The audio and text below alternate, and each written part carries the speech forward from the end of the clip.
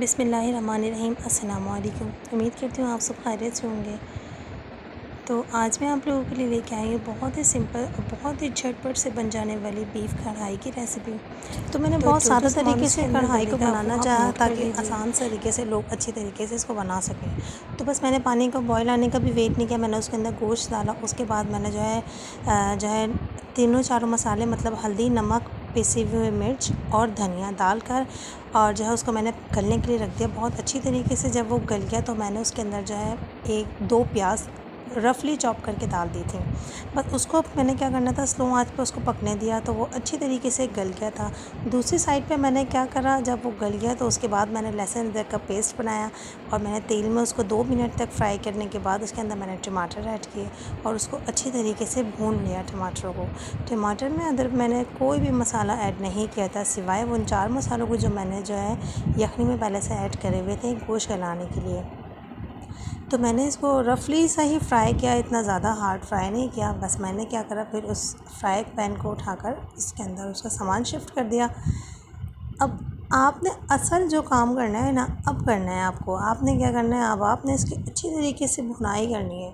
अब मैंने इसको ऐड किया तो कैमरा ब्लर हो रहा था, उसको अवॉइड करिएगा धुएँ की वजह से, क्योंकि बहुत ज़्यादा स्मोक हो रहा था।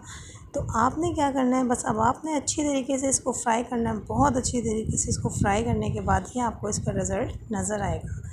तो यहाँ पर अगर इस स्टेज पे मेरी थोड़ी सी भी वीडियो आपको पसंद आ रही हो, अच्छी लग रही हो, तो प्लीज़ लाइक करना मत भूलिएगा।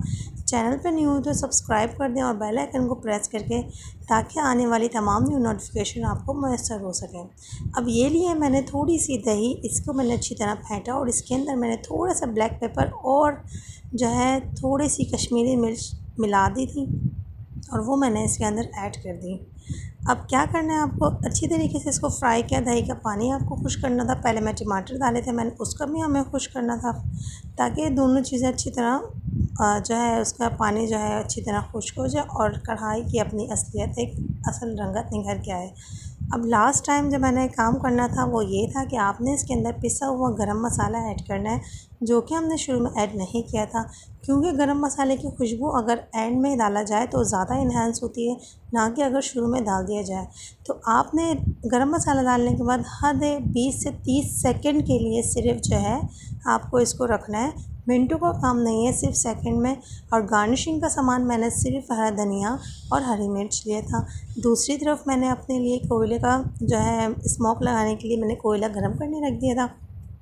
अगर आपको कोयले का स्मोक पसंद नहीं हो, बहुत सारे लोगों को नहीं पसंद होगा, तो वो अवॉइड कर सकते हैं, क्योंकि मुझे पसंद है इसलिए मैंने करा। अब मैंने एक छोटी सी ये जो है बच्चों की खेलने वाली झबड़ी थी, मैंने इसको रखा और इसके अंदर इसी का तेल निकाल लिया और अब मैंने इसका कोयला रखने के बाद इसको स्मोक के लिए लगा दिया। स्मोक आपने ख्याल करना है कि ज़रूरत से ज़्यादा 5 मिनट तक भी नहीं लगाना। आपको कोशिश करना है कि 2 से 3 मिनट तक ही लगाएं, क्योंकि वरना फिर खड़वास आने लगती है। अब आपने इसको एहतियात से निकालना है, मेरी तरह जो है जल्दबाजी में नहीं निकालिएगा। मैंने सोचा था इसका तेल निकाल दूं तो वो कोयला ही गिर गया, लेकिन कोयला बहरहाल साफ़ था तो इसलिए कोई इतना मसला नहीं है। तो बस कोयला कढ़ाई का तैयार थी। तो कमेंट्स करके ज़रूर मुझे आगाह करिए कैसी बनी है। मिलते हैं नेक्स्ट वीडियो में, जब तक के लिए अल्लाह हाफ़िज़, अल्लाह निगहबान।